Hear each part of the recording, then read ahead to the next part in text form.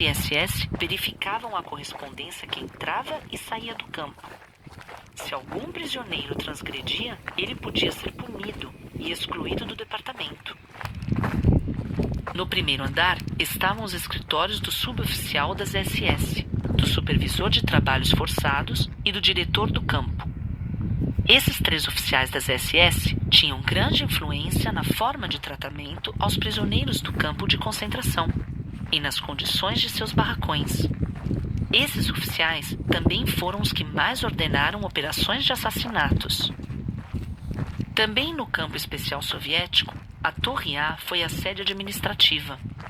Ao contrário de outros edifícios históricos, a Torre A sobreviveu quase intacta às distintas utilizações do edifício e à devastação dos anos 1950.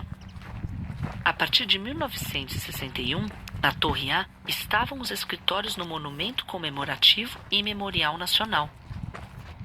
Atualmente, encontra-se na Torre A uma exibição permanente sobre os excessos e perpetradores diretos do campo de concentração das SS, assim como sobre a concepção do campo modelo de Sachsenhausen.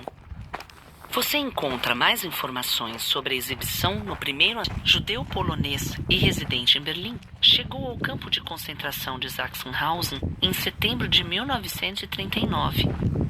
Graças ao esforço de sua filha, conseguiu sair do campo de concentração em 1940, emigrando com ela para Xangai. Lá, ele começava no mesmo ano a escrever suas memórias. Nelas, Leon Salet descreve o supervisor de bloco Gustav Zorga. O número de líderes de bloco e outros superiores que dia após dia nos atormentavam mudava constantemente. De qualquer forma, 6 supervisores de bloco eram nossos clientes habituais. Estes 6 super-homens tinham uma coisa em comum. Eles eram bestas em forma humana, vindos da escuridão e possuídos por instintos sádicos. De qualquer forma, todos tinham seu próprio estilo.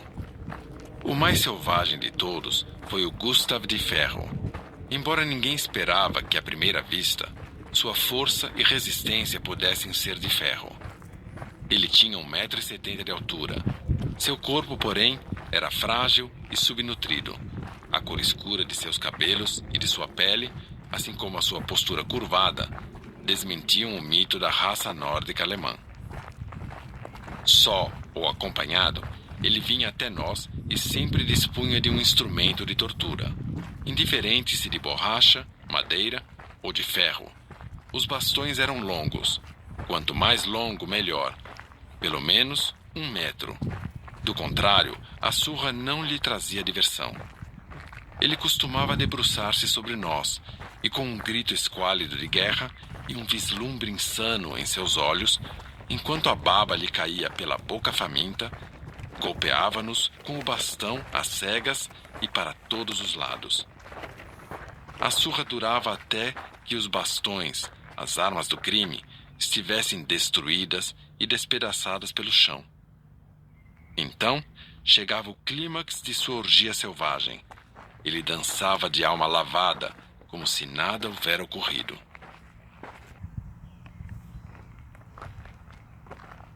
O edifício de celas, uma das primeiras edificações do campo, já em 1937, foi construído por prisioneiros e era a prisão dentro do campo de concentração.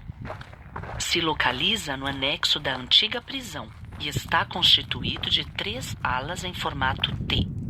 Atualmente, se encontra aqui apenas uma das alas, sendo que as fundações permanecentes representam as outras 2 alas. As 3 alas incluíam 80 celas. No ponto de intersecção das alas estava a sala principal, assim como os quartos para os SS e uma sala de interrogatórios. Durante o campo de concentração, no edifício de celas se aplicavam castigos ordenados pela direção do campo pelo não cumprimento de ordens estritas, assim como, frequentemente, enforcamentos arbitrários. Os castigos mais brandos se tratavam de isolamentos de 4 a 6 semanas.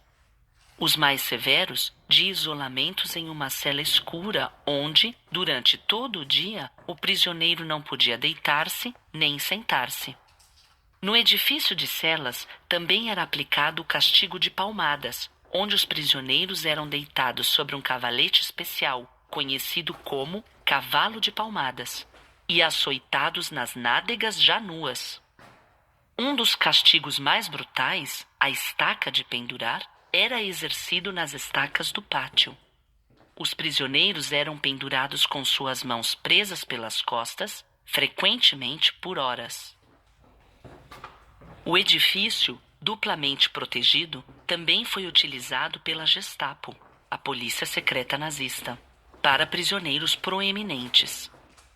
Como prisioneiro especial do Führer, esteve aqui, por exemplo, desde o ano de 1938, o pastor Martin Niemöller, que, como todos os outros religiosos, foi trazido do campo de concentração de Dachau.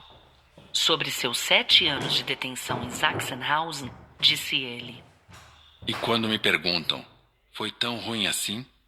Então só posso dizer uma coisa: foi 1000 vezes pior. Entre outros prisioneiros estiveram aqui o sacerdote jesuíta Rupert Mayer, o autor do atentado contra Hitler, Georg Elser, e o jovem judeu Herschel Grünspan, cujo atentado contra o funcionário da embaixada alemã em Paris foi utilizado como pretexto para o pogrom de 9 de novembro de 1938. Depois do início da guerra, as SS prenderam neste edifício cada vez mais personalidades da resistência europeia contra o nacionalsocialismo. Dentre eles, altos cargos dos partidos comunistas da Dinamarca e Hungria, o chefe do exército da pátria polonês, um antigo primeiro-ministro francês, assim como oficiais do exército e do serviço secreto britânico. Na época do campo especial soviético, no início e a partir das liberações em 1950, o edifício foi utilizado como estação de quarentena. Independente disso, sempre funcionou como prisão. Prisioneiros foram punidos por não cumprimentos de ordens, por trocas ilegais, contato entre homens e mulheres, roubos e tentativas de fuga. Entre os prisioneiros